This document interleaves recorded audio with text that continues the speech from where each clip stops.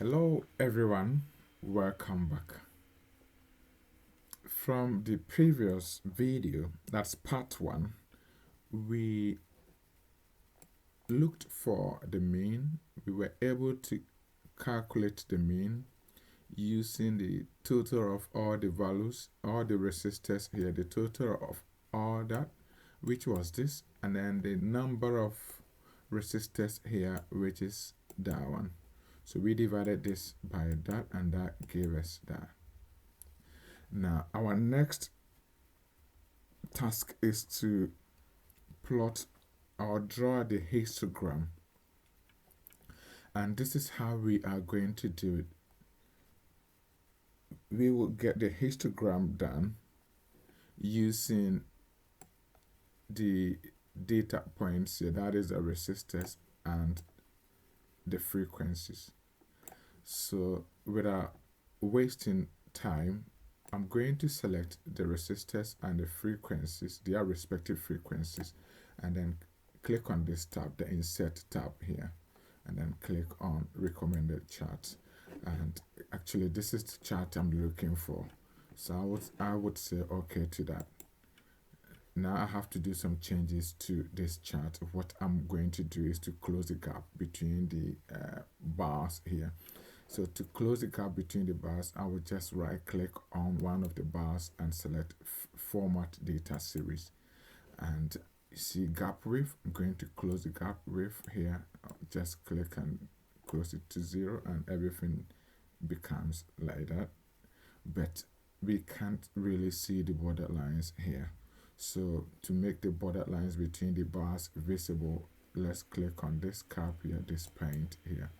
And you see border. Normally when you click on it, border will be like that. Just click on the border to open the drop down and see all that it's in it, and come to the cap here. Click on the cap, click on any color you want that will make the borders visible. So I like the black here, and I will click that, and it's all visible now. You can see it's all visible. Another thing I want to add is to add axis chart title. So on the vertical is frequency F, sorry, and on the horizontal is the resistors. So I'll write resistors here, and then the title I'll just say is it histogram? Yes, histogram.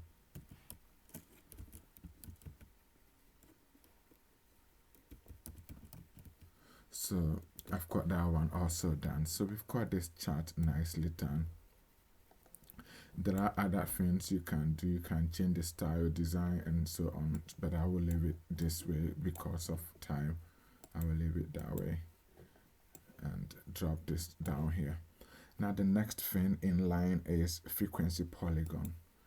So we want to draw a frequency polygon. What I'm going to do is to add another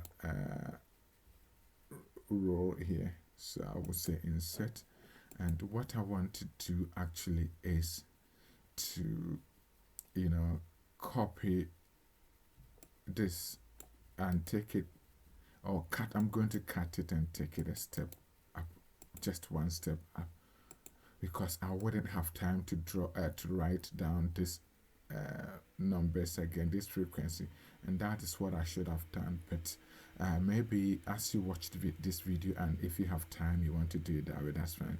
The reason I've cut and pasted this here is that I want to add some values here to help me to get my what is it called, to get my frequency polygon. Now what I'm going to do is that under the data here, which is the resistors, the minimum resistor is 33.2, and the difference between 33.2 and 33.3 is 1. So actually there is difference of 1 between all the data sets here. So what I'm going to do is I'm going to, sorry, it's 0.1, not 1. It's not 0.1, 0.1. So what I'm going to do is I'm going to subtract 0.1 from 33.2, and that will give me 33.1. So I have 33.1 here. And knowing very well that the minimum data in this data set here is 33.2, then 33.1 has no data, so that will be a frequency of what? 0. What I'm going to do is also to make some way here. I'm going to cut that one and paste it somewhere here. I'm sorry, that didn't paste. I'm going to copy, sorry, cut and paste it here. And the reason is that I want to make a way here. I want to add 0.1 here. So I'll add 0.1 to 34.1, and that's going to give me 34.2. And 34.2 has no data, has no value at all in the data set, so I'll put 0 there. The reason I've done this is that I want to have a polygon that starts from the x-axis and ends on the x-axis. So let's see what I'm trying to do. So I'll select these two data here, the resistors and the frequency, and go to insert, and right at insert, I will just click on recommended chart here, and this is exactly what I'm looking for. I'll probably pick this or that, so I've picked this one here. And exactly what I was trying to say is that I wanted a graph, that a curve that starts from the x-axis and ends on the x-axis. I didn't want anything hanging, and that is the reason why I added this and added that one. So this is why I have it started on the x-axis and end on the x-axis. So this is the polygon that I'm looking for. This is the polygon that I'm looking for. And again, I can add something, axis title there, and on the vertical is frequency F, and so yeah, the vertical is frequency, and this one is resistors here. So that's this for me. I can also just say this is frequency polygon.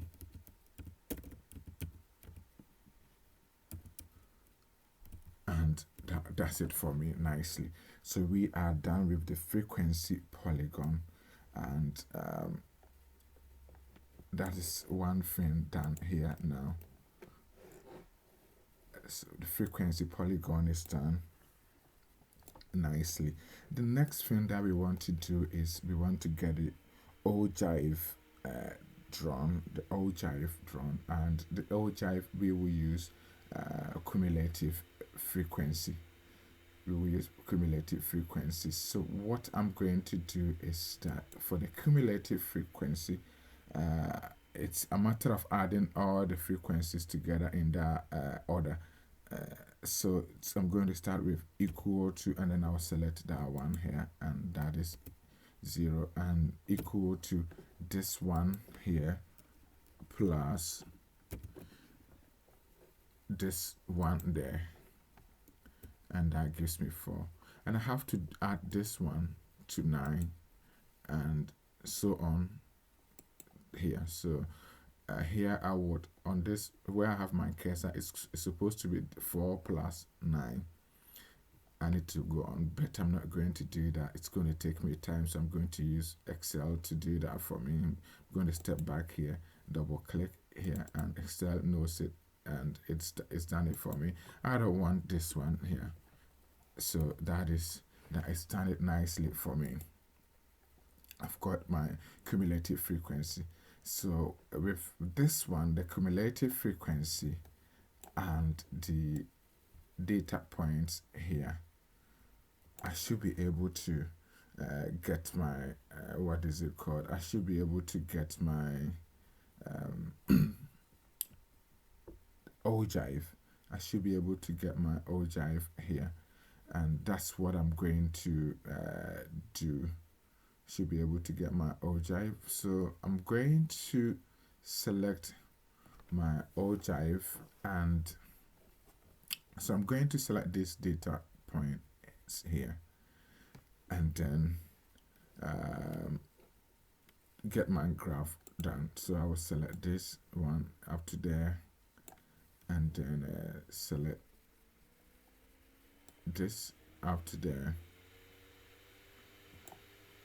and I will come to insert and recommended chart. I think this is nice. I'll pick that one.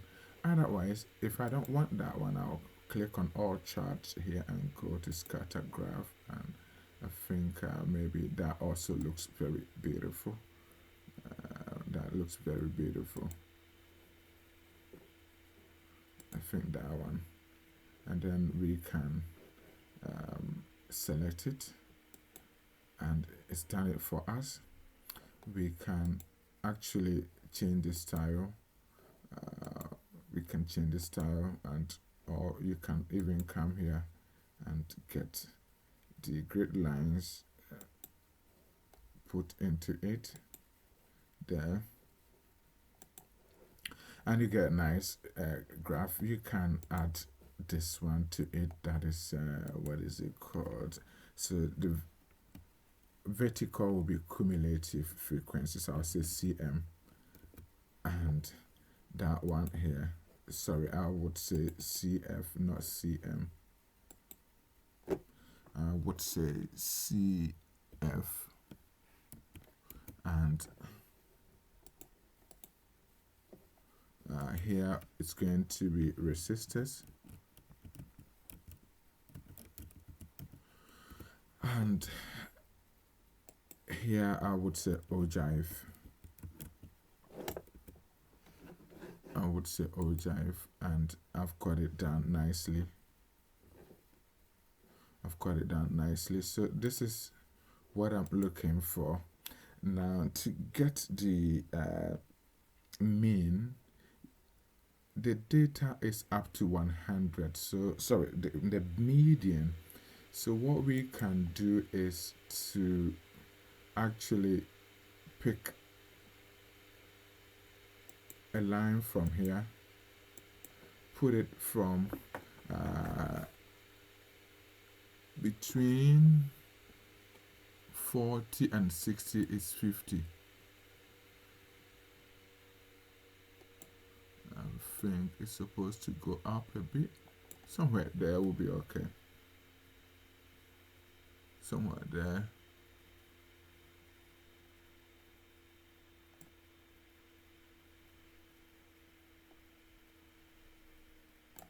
Somewhere there will be okay. And then we will put another one down like that.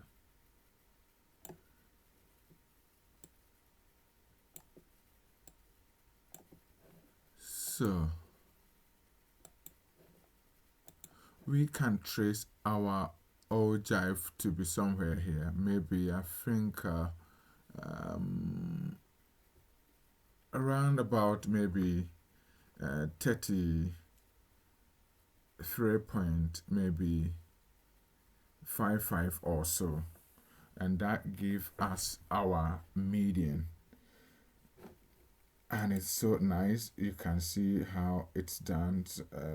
Up to what I did was, the data set is 100, and the middle of 100 is 50, or halfway of 100 is 50. So I put this line between 40 and 60, which is 50.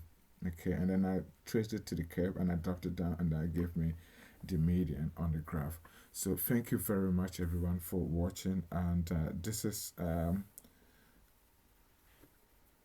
all about using ungrouped data to find median, to find to draw the ogive, to draw histogram and frequency polygon. Thank you very much for watching.